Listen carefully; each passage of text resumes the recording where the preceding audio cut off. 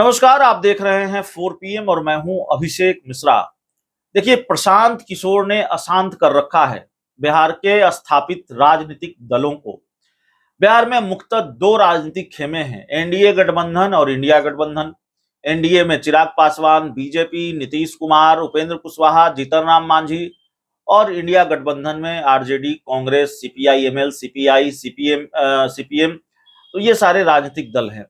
तो दोनों राजनीतिक खेमे, बिहार में जो दोनों राजनीतिक खेमे हैं, एनडीए गठबंधन और इंडिया गठबंधन, दोनों को अशांत कर रखा है प्रशांत किशोर ने।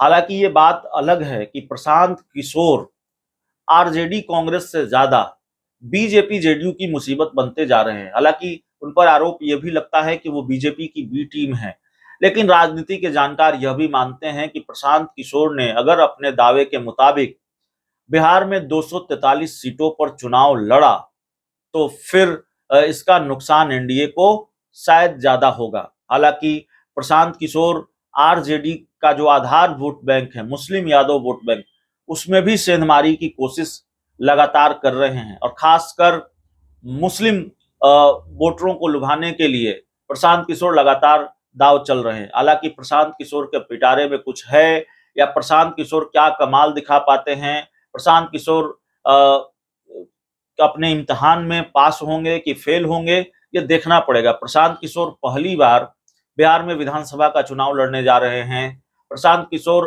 अपनी नई पार्टी बनाने जा रहे हैं। 2 अक्टूबर को उनकी नई पार्टी का ऐलान होना है और पहली बार प्रशांत किशोर की पार्टी जन सुराज पार्टी ऐसी पार्टी होगी जो सभी 243 सीटों पर चुनाव लड़ेगी। अब इतना बड़ा ऐलान, इतनी बड़ी कवायद और उस कवायद का फायदा कितना मिलेगा, इतनी अधिकतम सीटों पर या सारी सीटों पर चुनाव लड़ेंगे प्रशांत किशोर, तो कितनी सीटें जीतेंगे, कितनी सीटें हारेंगे, ये प्रयोग उनका सफल होगा असफल होगा, जब विधानसभा चुनाव के नतीजे आएंगे तब ये साफ हो जाएगा। लेकिन फिलहाल प्रशांत किशोर ने आसान जरूर कर रखा है।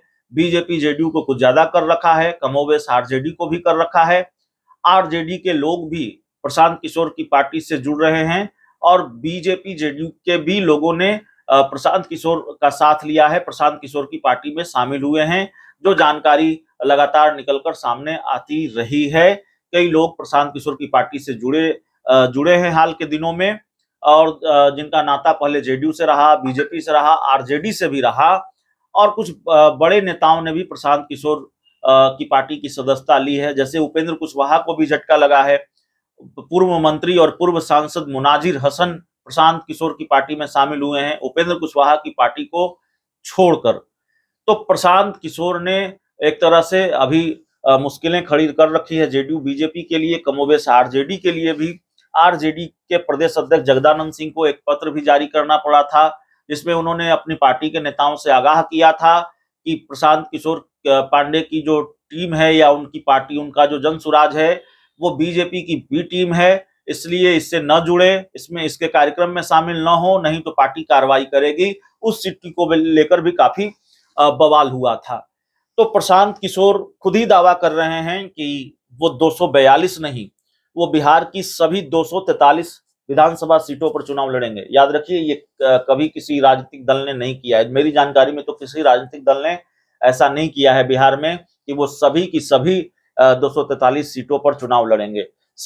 लड़ा है। सवाल है कि प्रशांत किशोर वो करने जा रहे हैं जो करने की हिम्मत किसी राजनीतिक दल ने नहीं जुटाई है। तो आखिरकार प्रशांत किशोर सिर्फ भोकाल टाइट कर रहे हैं या उनके पिटारे में भी कुछ है? प्रशांत किशोर को इतना भरोसा क्यों है कि 243 सीटों पर चुनाव लड़ेंगे वो और उनको सफलता मिलेगी? एक वक्त पर चिराग पासवान ने बिहार में अधिकतम सीटों पर चुनाव लड़ा। 2020 का विधानसभा चुनाव आपको याद होगा, वो तकरीबन 150 सीटों पर चुनाव लड़े और उनके मात्र एक विधायक जीत पाए, राजकुमार सिंह, और उनको भी नीतीश कुमार ने अपनी पार्टी में शामिल करा लिया। तो बिहार हो या दूसरे राज्य हो, एकला चलो की राह पर चलने वाली जो पार्टियां होती हैं, उनको बहुत सफलता नहीं मिली है। गठबंधन मजबूरी है। आज के दौर की सियासत में गठबंधन मजबूरी है, मजबूरी का नाम गठबंधन है। तो प्रशांत किशोर बीजेपी से भी समान दूरी बनाकर चल रहे हैं, एनडीए से भी समान दूरी बनाकर चल रहे हैं और वो कह रहे हैं 243 सीटों पर चुनाव लड़ेंगे 243 सीटों पर अगर वो चुनाव लड़ेंगे तो उनको कितनी सफलता मिलेगी, ये देखना पड़ेगा। लेकिन जो सेंधमारी वो कर रहे हैं, जिस तरह से आरजेडी, जेडीयू और बीजेपी के लोग अपनी अपनी पार्टियों को छोड़कर उनकी पार्टी में शामिल हो रहे हैं और आने वाले दिनों में भी ये सिलसिला बरकरार रह सकता है, तो अशांत जरूर कर रखा है बिहार के कई स्थापित राजनीतिक दलों को प्रशांत किशोर ने। तो प्रशांत किशोर को लेकर यह भी बड़ा सवाल है कि आखिरकार उनका प्रयोग सफल होगा कि नहीं सफल होगा। 2 अक्टूबर को वो नई राजनीतिक पार्टी की घोषणा करेंगे।